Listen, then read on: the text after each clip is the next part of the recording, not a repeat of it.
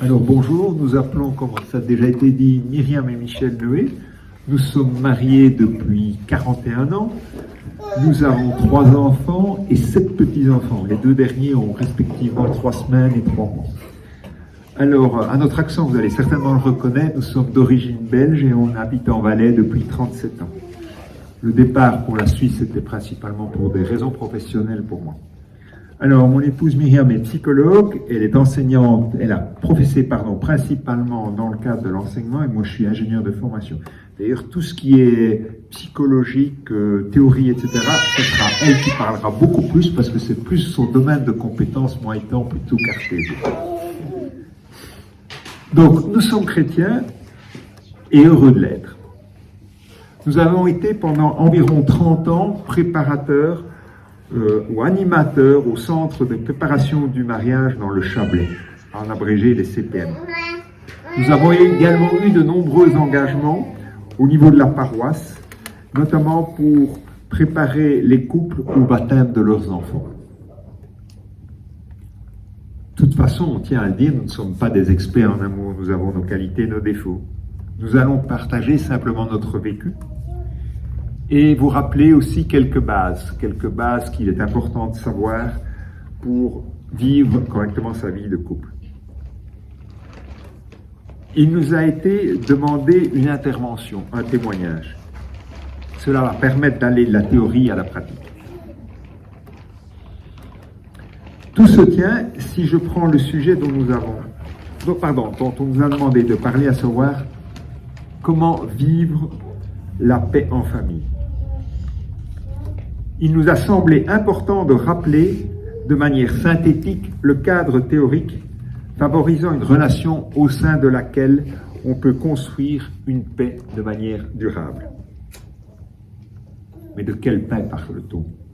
Celle dite des ménages? Oui. Mais surtout celle plus profonde face à l'adversité, à la souffrance. Ou plus simplement celle de l'acceptation de la vie telle qu'elle se présente. Dans la suite de la présentation, on intercalera 1 ou 2 témoignages durant cette présentation théorique. Alors, 2 petites remarques avant de commencer. Au dernier week-end famille, il y a 2 mois, Sarah est venue me trouver à la fin en me demandant si éventuellement on pourrait faire un jour une intervention. J'ai dit oui, en me disant que c'était musique d'avenir, que j'étais partie pour des mois, voire des années, avant que ça ne nous soit demandé. Et puis, la semaine dernière, le week-end dernier exactement, la demande a été faite pour aujourd'hui. Donc, soyez indulgents, parce qu'effectivement, on avait quand même différents engagements pour la semaine, donc ça a été fait assez rapidement. Et on a été animateur CPM, comme Michel l'a dit, donc on a quand même l'habitude de présenter certains fondamentaux de la vie de couple. Par contre, ce qu'on a trouvé dommage, c'est qu'on n'a pas eu le temps vraiment de creuser l'aspect témoignage. On aurait pu le faire davantage, mais donc soyez indulgents, on a essayé, mais voilà. Et deuxième remarque, nous ne vous connaissons pas, on ne sait pas du tout ce que les uns ou les autres vous pouvez vivre. Ce qui veut dire que ce cadre, ces fondamentaux, on va vous les présenter avec prudence et avec humilité. Il n'y a bien sûr pas là une recette miracle, ce n'est pas une science exacte. On n'en est pas dans un laboratoire de chimie où si on mélange 2 produits, ça fait pchit à tous les coups. On est en sciences humaines et donc, effectivement, ce qu'on va vous présenter, c'est le cadre idéal. Les fondamentaux qui constituent ce cadre idéal pour vivre une relation de famille saine. Mais on ne sait pas ce qui peut se passer dans vos familles, on ne sait pas comment l'évolution d'un des conjoints peut se faire parfois de manière tout à fait imprévisible, et on ne veut en tous les cas donner de leçons à personne, soyons clairs, on n'a pas à en donner, comme dit Michel, on n'est pas expert, et on a nos caractères, je vous le promets, donc voilà, on ne donnera certainement pas de leçons, et on jugerait encore moins, on condamnerait encore moins tout autre chemin au sein d'un couple. Voilà, je trouve que ça doit être dit avant de présenter donc cet idéal du cadre du mariage. Alors, ceci dit, petite piqûre de rappel, j'imagine pour la plupart d'entre vous, Le mariage protège, toutefois. J'aime bien, et on a souvent présenté ça au CPM, la comparaison de Denis Sonnet. Vous connaissez Denis Sonnet, j'imagine, hein, qui ne le connaît pas, ce prêtre français qui a énormément préparé de couple au mariage et qui a écrit énormément, et qui compare l'amour, le mariage à un beau cadre. Ça vous dit quelque chose, cette comparaison? Où il dit effectivement, et vous avez été, j'imagine, comme moi, jeune, où on aimait mettre des posters au mur dans nos chambres, il dit, on peut faire ça, on peut vivre un amour sans mariage. Voilà, ça s'appelle l'union libre. Par contre, si on a vraiment une très belle photo ou un très beau tableau, on choisit un bel encadrement, à la fois pour le mettre en valeur, ce tableau, mais pour le protéger. Et il dit, le mariage, c'est ça. Et je crois que c'est très vrai, le mariage protège. Voilà. Et on va vous lire un petit témoignage qui avait été à l'époque écrit par un de nos couples amis. C'était pour une brochure sur le mariage justement, et on lui avait demandé de dire en quelques lignes ce qu'il pensait. Et vous verrez que tout y est dans ce petit témoignage écrit maintenant il y a 42 ans, je crois, parce qu'ils se sont mariés avant nous. Donc voilà. Quand quelqu'un s'engage pour traverser la chaussée, il ne se dit pas « si ça ne va pas à mi-chemin, je ferai demi-tour ». Le mariage est un tout. Il faut le considérer dans son ensemble avant de s'engager. C'est une question de respect vis-à-vis de son compagnon, vis-à-vis de sa propre personnalité et vis-à-vis surtout de cette soif d'absolu qui habite tout homme. Il ne faut cependant pas se leurrer, la vie en couple et en famille n'est pas toujours facile. Les moments de discorde, de désaccord, voire de dispute font partie de la vie. Cela s'explique par nos différences.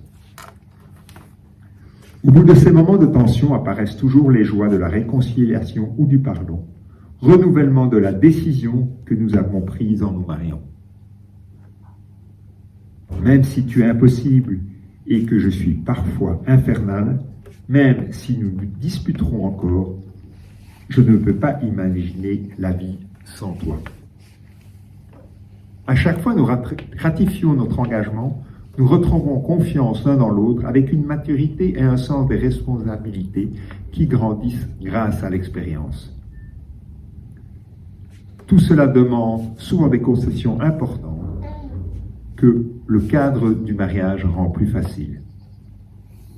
Il n'est pas certain que l'union libre permette la même sérénité et la même confiance. Voilà, si vous avez bien écouté, tout est dit. On va quand même continuer, hein. Mais tout est dit.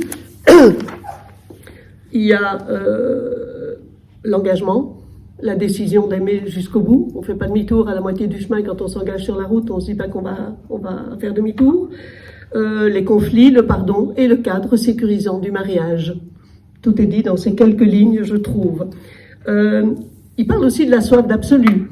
Et là, si on garde la diapositive précédente, effectivement, il y a aussi notre chance ou notre grâce, c'est d'avoir vécu le sacrement du mariage. Il parle de soif d'absolu et je crois que cet aspect-là est fortement encouragé ou je dirais offert par la grâce du sacrement. Alors maintenant on peut passer effectivement à la diapositive suivante.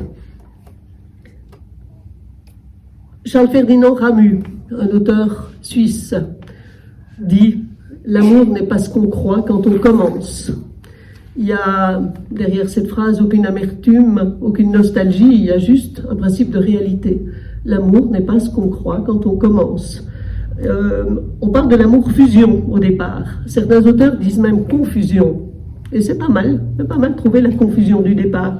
Qu'est-ce qui se passe si on réfléchit au sentiment amoureux, qui, attention, est une base nécessaire pour construire un amour durable, hein. Ça, je ne le nie en rien. Mais qu'est-ce qui se passe dans le sentiment amoureux? Si on se rappelle, durant les premiers mois de la vie, le bébé qui a vécu de manière fusionnelle dans le ventre de la maman ne fait pas la distinction entre lui-même et, on dit parfois, les barreaux de son lit.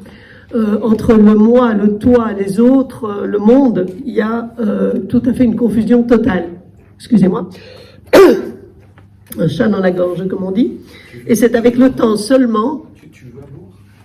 écoute, attends de voir si ça passe, mais oui, peut-être, si on voit que ça continue, c'est gentil, merci. Avec le temps seulement, mais l'enfant découvre sa propre identité. Identité qui est, si certains parmi vous ont déjà des adolescents, revendiquée à l'adolescence. Revendiquée et en même temps, je vois qu'il y a des réactions, donc apparemment ça va là. En même temps, le jeune, il a envie de s'intégrer dans le groupe. Donc il est tiraillé entre l'identité qui revendique, mais le besoin d'être en groupe. C'est assez impressionnant pour moi qui ai enseigné à des 16-20 pendant presque toute ma carrière. Ils sont d'un conformisme impressionnant, mais vous ne pouvez pas les vexer plus en leur disant qu'ils sont tous pareils. Donc voilà, il y a vraiment je dirais cette ambivalence, exactement, je cherchais le mot, entre ce besoin d'identité et cette envie de s'intégrer dans le groupe. Et pour finir, que se passe-t-il ? Ça entraîne évidemment une solitude, et quand on tombe amoureux, eh bien, les frontières du moi qu'il a essayé péniblement de construire petit à petit s'effondrent, et tout à coup, mais c'est comme si on avait trouvé ce fameux mythe de l'âme sœur dont on parlera, on avait trouvé quelqu'un qui nous comprend sur toute la ligne, qui était fait pour nous, destiné pour nous depuis toujours et pour toujours, et ces frontières s'estompent ou même disparaissent, merci Johannes, et tout devient possible, merci. Mais évidemment c'est temporaire, je crois que vous l'avez normalement déjà tous vécu, c'est temporaire, les différences apparaissent tôt ou tard, inévitablement l'individu confronté à la vie quotidienne va se réaffirmer et la déception peut apparaître. En tous les cas c'est un tournant, parce qu'on se dit mais là moi j'aurais réagi pareil, puis il ou elle n'a pas réagi de cette façon-là. Ah bon? Ah, flûte alors. Ça peut entraîner une sacrée confusion. Voilà, j'en reste là pour le moment. Michel va vous parler des différences, justement, avant de voir la suite. Merci. Les différences, elles peuvent être individuelles. Chacun vient de son monde, vient de son tempérament familial et culturel. À l'heure actuelle, on voit de plus en plus de brassage dans la population, donc de grosses différences peuvent apparaître. Sociales, chacun a vécu toute sa jeunesse au sein de sa famille. Intellectuelle, et tout cela a une grande influence sur la manière de vivre au quotidien. Une autre différence importante à assumer au sein du couple, c'est la différence fondamentale qu'il existe entre l'homme et la femme. On ne fonctionne pas de la même manière. Même si c'est caricatural, vous connaissez certainement le spectacle « Les hommes viennent de Mars et les femmes de Vénus » présenté par Paul Lewand depuis des années à l'opéra, à l'Olympia, en faisant salle comble. Le succès de l'union dans un couple dépend de l'acceptation justement de ces différences. Et accepter est plus difficile qu'on ne croit. Le dialogue est important, et qui dit dialogue, dit partage des émotions. Cette construction permanente de l'amour suppose que l'on soit lucide à propos de ces différences et que l'on sache les prendre en charge. Alors vous avez compris que là, on n'en est plus à l'amour-fusion, mais à l'amour-relation, où la liberté de chacun est engagée. On verra après que faire, justement, de ces différences. Mais à leur propos, j'aimerais donner une petite précision. La psychologue que je suis trouve ça intéressant à savoir. En tous les cas, c'est une théorie qui a été expérimentée et que je trouve intéressante dans la vie du couple. Vous connaissez les adages contradictoires, qui se ressemblent s'assemblent, mais vous entendez aussi les contraires s'attirent. Alors quoi dans le couple? Qui se ressemblent s'assemblent ou les contraires s'attirent? Eh bien, sachez que c'est assez clair. C'est clair que pour la personnalité, ce ne l'est pas. Et c'est clair par contre que pour les opinions, c'est important. Les opinions, évidemment, sur des choses capitales de la vie, c'est clair. On ne va pas vous demander de similitude d'opinion pour des bêtises, mais pour des choses importantes. Alors, au niveau de la personnalité, c'est complexe et ça dépend. vous allez parler de complémentarité. Par exemple, quelqu'un d'anxieux ne va pas évidemment se trouver bien avec quelqu'un qui est anxieux également. Bonjour les dégâts quand même, hein. C'est clair qu'il va chercher quelqu'un de plus fort qui le rassure, et la personne plus forte sera toute contente de servir de sécurité à l'autre. Voilà, par exemple. Et là, on vise la complémentarité, qui est très bien illustrée, excusez nos origines belges, mais par Jacques Brel dans sa chanson « Ne me quitte pas », quand il dit « Et quand vient le soir, pour qu'un ciel flamboie, le rouge et le noir ne s'épousent-ils pas ?» Et je crois que c'est très vrai. Il y a une complémentarité qui est tout à fait possible dans le couple au niveau de la personnalité. Par contre, dans certains cas, on cherche la similitude.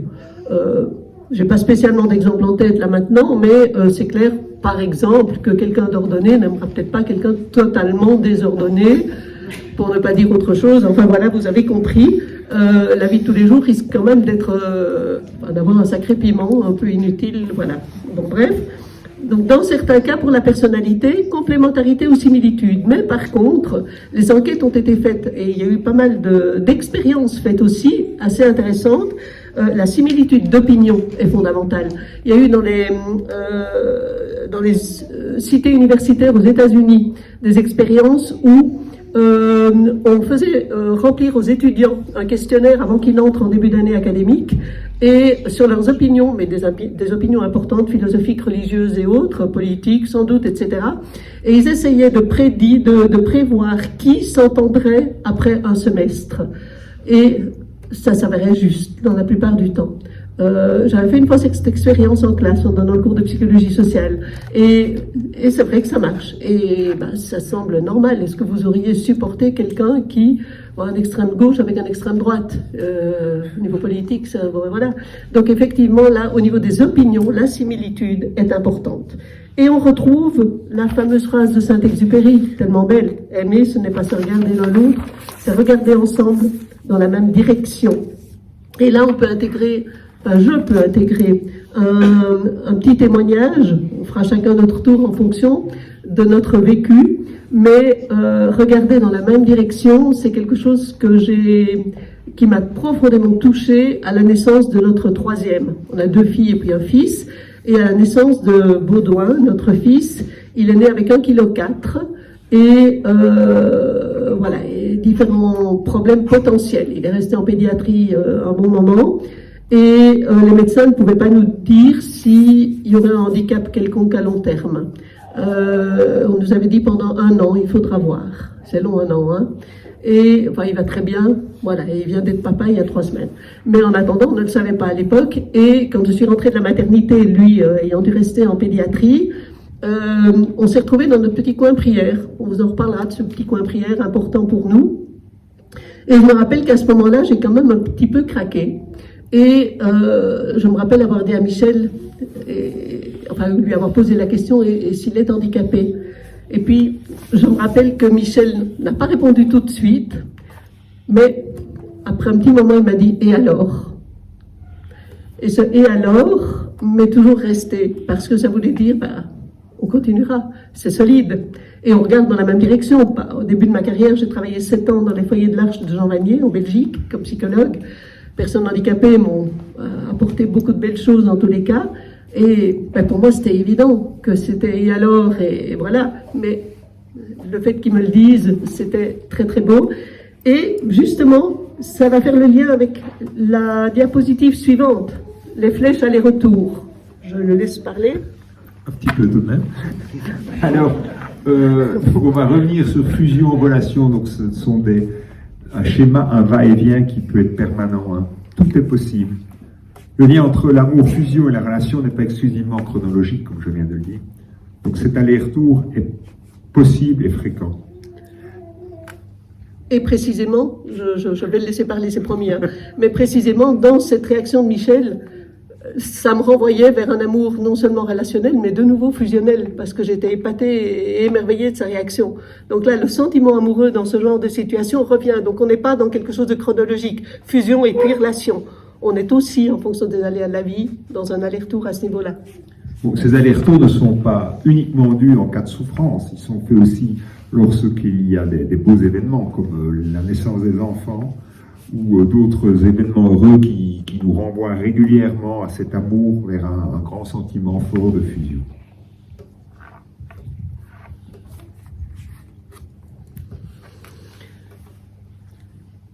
Dans les constituants de l'amour, on parle de l'amour de soi. Il est fondamental, c'est même biblique, hein. Aime ton prochain comme toi-même. Pourquoi est-ce que cet amour de soi est fondamental? Eh bien, je crois d'abord parce que si vous ne vous aimez pas vous-même, vous aurez l'impression que l'autre est avec vous par pitié, quelque part. Vous ne serez pas naturel dans la relation. Vous ferez tout pour contenter l'autre et être sûr qu'il ne vous lâche pas. Si vous n'avez pas une bonne image de vous-même. Vous fuirez aussi les conflits, vous gommerez les différences. Il y a là quelque chose qui est malsain à long terme. Et c'est pas toujours, et c'est souvent l'autre d'ailleurs qui arrête dans ce genre de situation parce qu'il n'en peut plus. C'est malsain, ça ne peut pas durer. Donc s'aimer soi-même, c'est pas de l'égoïsme. S'aimer soi-même, c'est-à-dire s'accepter avec ce qu'on est et comme on est quelque chose de fondamental pour que la relation soit d'égal à égal. Et sans compter que, même dans ce cas-là, blesser l'autre est inévitable. Au fil du quotidien, il y aura quand même, on blessera quand même l'autre, même si on a peur, on le fera quand même parce qu'on n'est pas pareil, il n'y a rien à faire. Et à ce moment-là, ce qui est important à savoir aussi, c'est que la bonne image de soi permet à la fois plus facilement de demander pardon et de pardonner. Ça paraît bizarre et pourtant, encore une fois, je ne vais pas allonger et alourdir, mais il y a des expériences qui ont été faites en psychologie sociale dans ce domaine-là. Et demander pardon, qu'est-ce que c'est? C'est bien sûr restaurer une relation à laquelle je tiens. Si vous avez blessé quelqu'un que vous connaissez à peine, ça créera moins ce qu'on appelle une dissonance cognitive en vous, c'est-à-dire vous serez moins gêné de l'avoir fait, tandis que si vous aimez la personne, vous avez envie de restaurer la relation. Mais dans cette demande de pardon, il y a aussi, si vous réfléchissez bien, le désir de restaurer votre propre image à vos propres yeux. Et c'est pas mal pour autant, ce n'est ni bien ni mal, c'est comme ça. Et là, c'est faisable si on a une bonne image de soi, effectivement. Et pardonner aussi demande une bonne image de soi. Pas seulement demander pardon, mais pardonner. Pourquoi?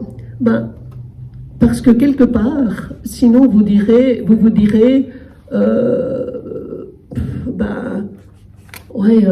j'ai une mauvaise image de moi, pourquoi est-ce que je pardonnerais alors qu'il a encore enfoncé le clou en blessant? Et vous aurez du mal à pardonner, et comme celui qui quelque part n'a pas une bonne image de lui, a des difficultés à demander pardon parce qu'il se dit pour finir, j'ai encore fait une bêtise en plus.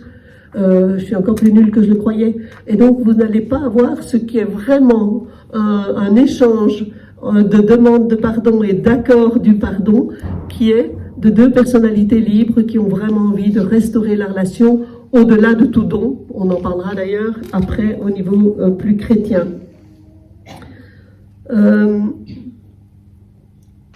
Pour résoudre un conflit, c'est important aussi de pouvoir réfléchir à nos propres émotions. Et ça aussi, c'est facilité par la bonne image de soi. Résoudre un conflit ne peut se faire qu'après un certain temps. Essayez pas de le résoudre tout de suite, ou si vous réussissez, je vous tire vraiment votre chapeau. On arrive très rarement après un échange peu sympathique, on va dire, à tout de suite calmer le jeu. C'est rare. Il faut un certain temps, et ce temps est à accepter.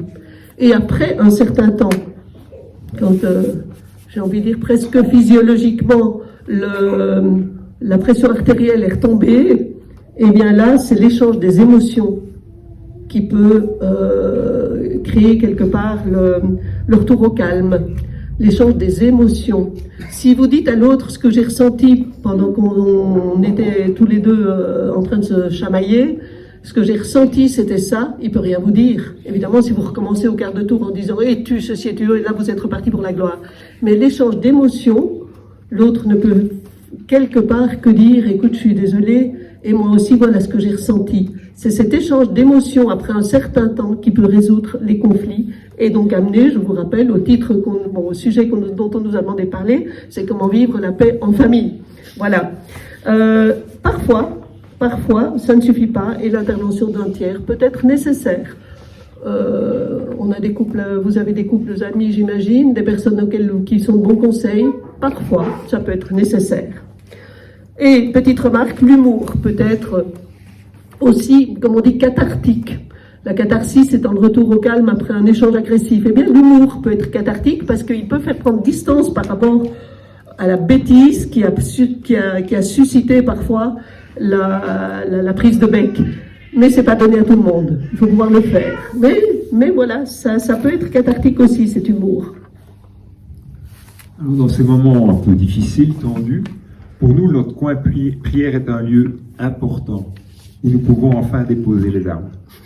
Lorsque nous n'arrivons pas en tant qu'humains à briser cette spirale, c'est devant Dieu, devant le Christ, qui nous permet de pardonner et de recommencer. Donc un pardon, un don au-dessus de tout, et là, effectivement, il nous permet de réussir là où nous avons, en tant qu'humains, du mal à nous pardonner. On laisse alors dans notre prière, une place à Dieu qui le construit à notre place.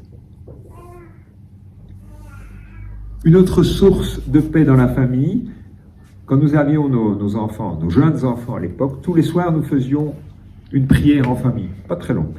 Et il y avait 3 mots clés, le merci, le pardon et le voici. Et cela permettait aussi d'avoir de très beaux pardons entre nous et entre eux. Bon, parfois il recommençait 30 secondes après, soyons clairs. Hein. Mais bon. Pardon? Merci. Pour remercier sur ce qui s'était pour rendre grâce pour tout ce qui s'était passé dans leur journée. Pardon. Voici où on offrait des intentions de prière. Oui. Alors voilà, et ça nous avait touché il y a quelques années en arrière déjà, quand nos 2 filles sont rentrées à l'université, en Belgique pour l'université, et puis elles partageaient une voiture. C'était peut-être pas une bonne idée, mais bon ben voilà. Et un jour on avait eu l'aîné au téléphone, maman c'est pas possible, la voiture mais vraiment c'est un champ de bataille, j'ai retrouvé des biscuits écrasés sur le siège, il y a Donatienne emmène des guides avec elle et puis il y a n'importe quoi dans le coffre, j'ai retrouvé des tongs alors qu'on est en plein hiver, enfin elle était furieuse et en plus c'est moi qui paye tous les plats, enfin bref. Et puis bon bah écoute tu t'arranges avec ta sœur. Et puis on avait entendu la semaine suivante, elle était venue nous dire écoute on en a parlé avec Donatienne et puis on se fait un petit souper ce soir à 2 parce qu'on s'est pardonné. J'avais trouvé ça sympa. Ben voilà, elles avaient pourtant 19-20 ans. Mais donc, cette prière en famille, on s'est dit à l'époque que ça portait quand même un petit peu ses fruits. Alors voilà. Le premier, l'affectif. Ouais. Alors, on a parlé de des différences tout à l'heure. Il y a une phrase que j'aime bien, c'est une phrase d'une sociologue protestante, sauf erreur, France Quéré. Est-ce la réalité qui sème le doute ou le doute qui infléchit le cours des choses? Est-ce la réalité qui sème le doute ou le doute qui infléchit le cours des choses? Je trouve cette phrase est très belle et elle rejoint d'ailleurs un autre passage du témoignage qu'on a lu au début, écrit par nos amis. Des sous-titres, on n'a pas lu, mais il mettait « L'amour véritable n'envisage pas l'échec ». Et je crois que c'est très vrai. Ça fait partie de ce qu'on appelle l'amour-décision. Je vous rappelle qu'on a dit au début que le sentiment amoureux, le partenaire idéal n'existait pas, que le mythe de l'âme sœur véhiculé par la littérature, ça reste un mythe, rien à faire. Et donc, quand on découvre les différences, c'est clair que la déception peut être là. Et je crois qu'il y en a qui tombent dans le piège de se dire, ben voilà, c'est que c'est pas le bon et donc je change. Mais à ce rythme-là, on peut changer toute sa vie, c'est clair. C'est un piège dans lequel on n'a pas à tomber. Et d'ailleurs, un piège qui est, je dirais, encouragé par la société actuelle. La durée fait peur. Ça m'a frappé en donnant cours à des élèves donc de 16 à 20 ans pendant des années. La durée fait peur. Seul compte, quelque part, l'intensité. La durée fait peur. On vit à l'heure du cinéma où en 1 heure et demie, vous avez des relations qui se construisent, qui se détruisent et qui se reconstruisent autrement. On n'a plus l'habitude de viser dans la durée. Et notamment, à l'école, on avait une association qui était née d'aide au Kosovo, etc. à l'époque. Ils s'engageaient une fois, mais pas plus. C'est très bien, une fois c'est sympa. Mais dans la durée, le professeur qui avait lancé ça avait énormément de mal à motiver les jeunes pour prendre l'association en main à long terme. La durée fait peur, seule l'intensité du moment. Voilà, ça c'était génial une fois d'aller au Kosovo et d'aider les jeunes là-bas. Ça suffit, c'est bon, on a donné, on a fait une chouette expérience. Et c'est un petit peu comme ça en amour.